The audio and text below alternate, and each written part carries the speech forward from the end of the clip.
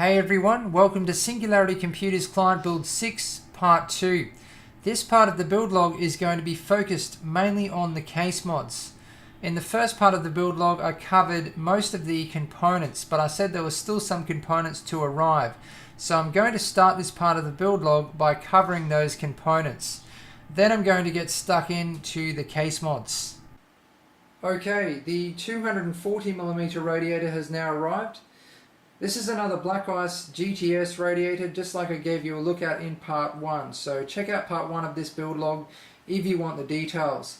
You can see the 280mm radiator here that I'm using in the roof of the case, and the 240mm radiator that I'm using in the front of the case. And you can see that the size difference between them is quite substantial. Now, as I mentioned in part 1, I'm going to use an OCZ Vertex 4 128GB SSD as the boot drive.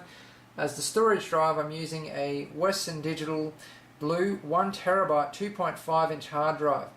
And the reason I'm using 2.5-inch drives is because of the position that I'm mounting them in the build. So you'll see that later in the build log. Now, I meant to mention that the shroud that I'm using in the build is a Coolants 280mm shroud. So I'll just give you a close look. It's a great modification. It's very easy to do, and you know, it adds an extra 25 to 30mm of clearance in the top of your case. Often it can mean installing a radiator in cases that aren't compatible with radiators. So the angular outside piece here is actually plastic, and the rest of it is aluminium, and it's brushed aluminium, so it has a nice finish. So on top you can put grills of any kind as long as they fit, so two 140mm grills. It has 8 mounting holes around the outside to mount the shroud to the case. And then it obviously has the mounting holes for the fans and radiator. Okay, the power supply has also arrived, and as you can see I'm using the Corsair HX650. Now, I've used this in a number of builds before, and I'm sure a lot of you have seen this power supply by now, so I won't go into too much detail. Just a quick look at the basic specifications. So 650 watts in total, 624 watts on the 12 volt rail, and 52 amps. Now, the cables that are hardwired is the 24-pin motherboard power and the 8-pin EPS, which you can split into two 4-pin ATX. So just a quick look at the modular connectors. Now, for modular cables, we have two 6-pin PCIe power cables. Each has a 6-pin and 6+2-pin PCIe power connector. There is 8 4-pin Molex connectors on 2 cables. Each has a 4-pin floppy power connector as well. And there is 9 SATA power connectors on 3 cables. None of these are sleeved, but they can still be very clean looking in a build because they are the flat cables instead of being round. These cables are sleeved, as you can see, and the sleeving is certainly not the greatest. You can see through it. It's not very dense. The heat shrink is decent. It's certainly not the worst sleeving that I've seen. Now, the reason I didn't go for the HX650 V2 is because it's actually 50mm longer than this power supply. This power supply is 150mm long. You're fairly restricted with power supply size in the Bitfinex Prodigy. You really can't go over 50mm. I have actually fit a 160mm power supply into this case, but it was very tight. So version 2 of the HX650 would have brought a number of benefits. This power supply is bronze rated. Version 2 is actually gold rated, and also with the fan curve, it's a lot quieter. Definitely a better power supply, but there's just no way it would have fit in this case. So you can see here the sleeving that I'm going to be probably using. This is actually paracord, so it fits my color scheme nicely. It's a nice blue, but Yeah, I'm not sure if I'm going to use it yet. I'll just see how it looks, how it goes. The great thing about paracord is that you don't need any heat shrink. Okay, it's now time for me to get stuck into the case mods. I'm going to explain exactly what I did to the case in detail, as always. I'm going to assume that you are familiar with this case. It's going to be a lot easier to follow these modifications if you are. So if you're not, go back and check out my review on the Bitfinex Prodigy. I'll put a link on the screen. I actually got a bit carried away with these mods. I had a lot of fun with this case. So I did not end up filming as much of it as I would have liked. But don't worry, you're not going to miss a thing. I'll still go back and explain every single step. Now, if you're planning on installing a water cooling system into this case, you need to at least remove the 5.25 inch bay and maybe the 2 hard drive cages. It's just a matter of undoing a number of screws. These components are really easy to remove, and you can see how much more space this gives you for installing radiators and other water cooling components. Now, I have modifications in mind to enhance both performance and aesthetics. I'm planning on modifying both the side panels, top panel and front panel, and I'm also planning on painting some of the case panels. Now, I did almost all of this modding just with a Dremel. I also needed to drill a number of holes, so for that I used a cordless drill. Other than that, for materials, I just used a bit of plexi and a few cans of paint, so really low cost. I did put a lot of time into it though, but with all the proper tools, it would be the hell of a lot quicker and a lot easier. But it can certainly be done with basic tools. Now, I'm not going to do guides on using a Dremel, painting, anything like that. In the future, I will do a modding guide where I teach you how to do things like that. But in this build log, I'm just going to focus on exactly what I did to the case. Okay, the first thing I wanted to do was add more ventilation to the front panel. The black version and white version of the Bitfinex Prodigy actually have different front panels. The black version has ventilation right across the front panel. The white version only has ventilation around the outside, as you can see. Now, because I'm installing a 240mm radiator directly behind this front panel, that is definitely not enough ventilation in my opinion. I wanted direct ventilation to the radiator so that there's minimal turbulence, the air just goes straight through the radiator. Now, I had a lot of different ideas to work with this front panel. My original idea was to still use the existing front panel, but then I had trouble with where the 5.25 inch bay cutout is. Nothing really worked that I could think of. So I thought, okay, scrap that. I will remove this white front panel. Now, originally, this black panel actually went right across underneath this panel. And this panel was just a cover for it. It was connected to it. You can see the threads here. So I just undid that. Then what I did was cut out the entire middle of the black panel, because that was a sealed panel. No ventilation through it, except for these little holes around the outside. Now, this cut had to be absolutely perfect because it's in full view. A lot of cuts when you're modding you can hide, such as this one. It's going to be completely hidden, so I don't really have to worry about that cut. But this cut is going to be in full view. Not only that, the replacement panel that I put in here needs to butt up against that. So if there's any curves or waves in either of those cuts, you're going to see gaps in between them. You can see that I've left a very thin panel there, and any waves you'd easily be able to see it, it'd go out into the ventilation here. So now the remaining black strip that I've left around the outside of the front panel clips to the case with 4 clips, so that works out nicely.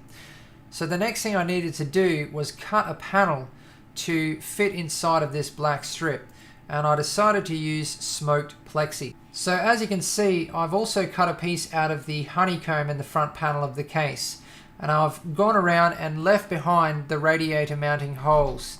Now, the reason I did this was to improve airflow and also improve aesthetics, because I'm planning on using a radiator grill. Now, this is a Phobia 240mm radiator grill, and there's no point in having 2 panels. It's only going to look terrible and restrict airflow. So I cut everything out from behind that, and I left behind the radiator mounting holes to increase the strength of the configuration. So here's the plexi panel. It fits very tightly into that outer black strip, and that's because I managed to get those cuts very straight, which I was really happy about. And as you can see, I have cut out the ventilation hole in the middle of the plexi. So all you'll be able to see in the middle is the radiator grill, and then behind it, the radiator. So I've left the radiator mounting holes in the plexi because that is how the plexi will be fixed to the case. So it's actually a really strong configuration because the mounting bolts are going to go through the radiator grill, then the plexi, then the case panel, and then into the radiator. So it's all going to be held together.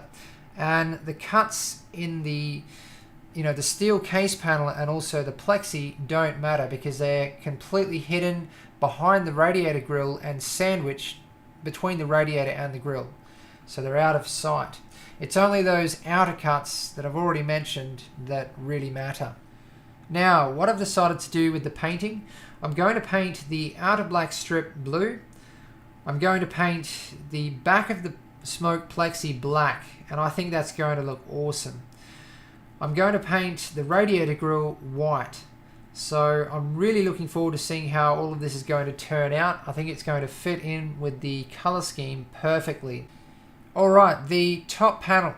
So what I decided to do to the roof of the case is a very simple modification. I decided to install a shroud, a 280mm shroud, because what I thought is if I'm going to go to the trouble of installing a shroud, I might as well increase the radiator capacity at the same time. So a shroud comes with a number of benefits. I wanted to install it for aesthetics mainly because I think a shroud on the top of this case just looks awesome. It also gives another 25 to 30mm of clearance inside the case, and as I said, it has allowed for an increase in radiator capacity. So that there is the original panel from the top of the case for a 240mm radiator that this case can fit by default in the roof. So all I've done is gone around the outside of that and cut it out. So basically I just traced around the inside of the shroud, and then I just had to drill 8 holes to mount the shroud. So the fans actually go inside the shroud, the radiator fits below it. And a 280mm shroud actually fits on top of this case perfectly. It's within a millimeter, so it worked out really well. So besides the painting that I've already mentioned I'm going to do to the front panel, I'm going to paint the case feet at the top and bottom of the case blue.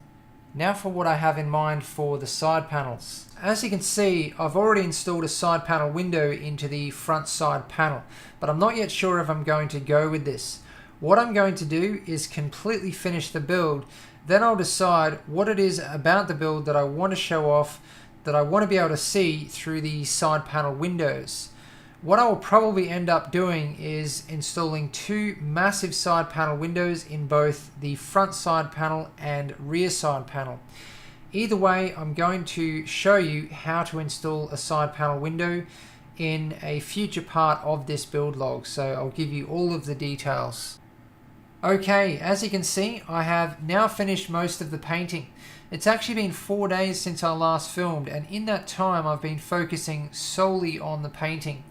It's certainly been a lot of work, but it's definitely paid off.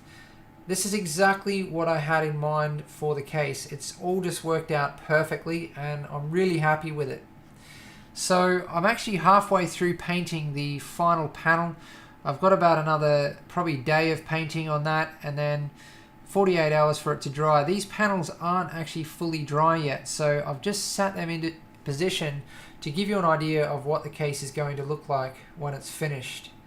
So you can see the outer strip that was black is now blue, and I'm really happy that I went blue, then black, then white. I think that looks great. Now the plexi has just turned out perfectly. I've painted the back of it black. It already had a fairly dark smoke to it.